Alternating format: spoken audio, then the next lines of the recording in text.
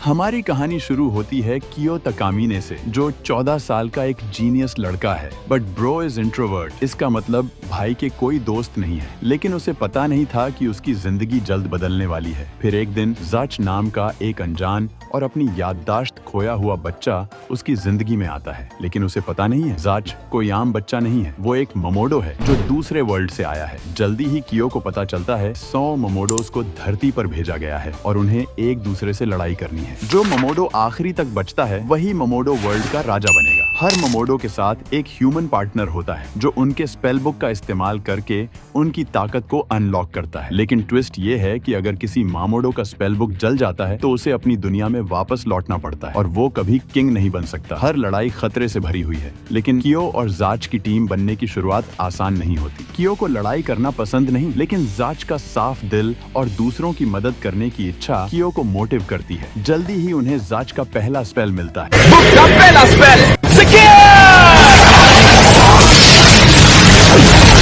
जो एक ताकतवर बिजली का वार करता है। जैसे जैसे दोनों साथ में सफर करते हैं, कियो बदलने लगता है और ज़ाच के साथ उसकी दोस्ती और गहरी होती जाती है। और साथ में ज़ाच भी अपनी खोई हुई यादें धीरे धीरे वापस पाती है और लड़ाई के साथ और भी मजबूत बनते जाता है। लेकिन रास्ता आसान नहीं है, उन्हें कई ताकतवर अपोनेंट्स का सामना करना पड़ता है। हर मोमोडो की अलग पर्सनैलिटी और ताकत होती है। कियो और ज़ाच की जर्नी में एक्शन और इमोशनल फाइट्स की भरमार है। शुरुआत में कोलोलू से लड़ते हैं, जो एक ऐसी मोमोडो है जो लड़ना नहीं चाहती, लेकिन उसके स्पेल उसे मजबूर करते हैं। ये लड़ाई कियो और ज़ाच को सिखाती है कि हर मोमोडो इस लड़ाई में अपनी मर्जी से नहीं आए हैं। फिर उनका सामना होता है ब्रागो और उसकी पार्टनर शेरी से। ब्रागो की ग्रेविटी बेस्ड ताकत बहुत ही खतरनाक है और ये लड़ाई कियो और ज़ाच को उनकी हद तक ले जाती है। कुछ मोमोडोस तो जीतने के लिए कुछ भी करने को तैयार थे, लेकिन ये सिर्फ दुश्मनी की बात नहीं है। कियो और ज़ाच कुछ अच्छे दोस्तों से भी मिलते हैं, जैसे कि तिया और मेगुमी, जिनसे उनकी दोस्ती हो जाती है, जो उन्हें लड़ाइयों में मदद करती हैं,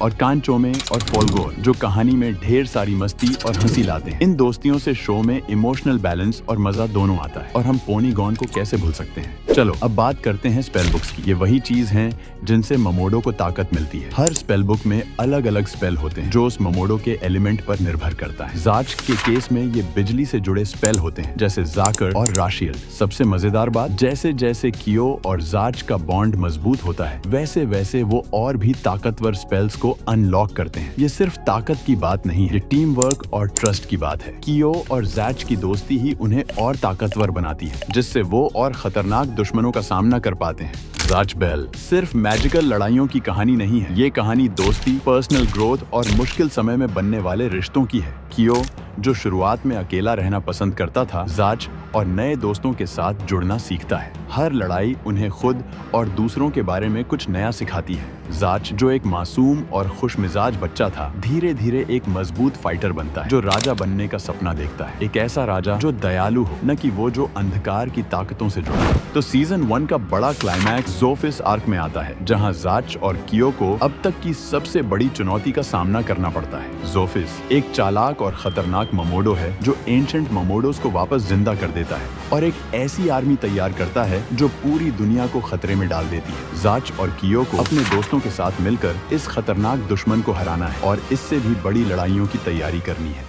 और अगर तुम ज़ाच बेल सीजन 1 पर मेरे विचार सुना चाहते हो तो देखो, मैंने भी तुम सबकी तरह पहली बार ज़ाच बेल को सोनिक चैनल पर देखा था, and that time I really enjoyed it. फिर अब जब मैंने कई सारे एनिमे, मूवीज और सीरीज को देखने के बाद अब जब इसका सीजन 1 देखा, जब मुझे ज़ाच बेल पर वीडियो बनाना था, तब मेरा राय ये कि ये एनिमे वर्ल्ड में एक हिडन जेम है। Unique characters, emotional story telling और क्लेवर बैटल्स का कॉम्बिनेशन इसे शोनेन एनिमे के फैंस के लिए मस्ट वॉच बनाता है। भले ही इसमें कुछ रफ पैचेस हों और कहानियों में कई खामियां हों, लेकिन ज़ाच और कियो के बीच का बॉन्ड और हाई स्टेक्स बैटल इसे और भी इंटरेस्टिंग बना देती है। अगर आपने अभी तक ज़ाच बेल को चांस नहीं दिया है या इसे देखे हुए काफी टाइम हो गया है, तो अब परफेक्ट टाइम है वापस देखने का, क्योंकि ये एनिमे जल्द वापस आने वाला है नए सीजन के साथ। अगर आपको ये क्विक ब्रेकडाउन पसंद आई हो तो लाइक बटन स्मैश करना न भूलें और कमेंट में अपने फेवरेट ज़ाच बेल मोमेंट के बारे में बताएं। थैंक्स फॉर वॉचिंग और मिलते हैं अगले वीडियो में।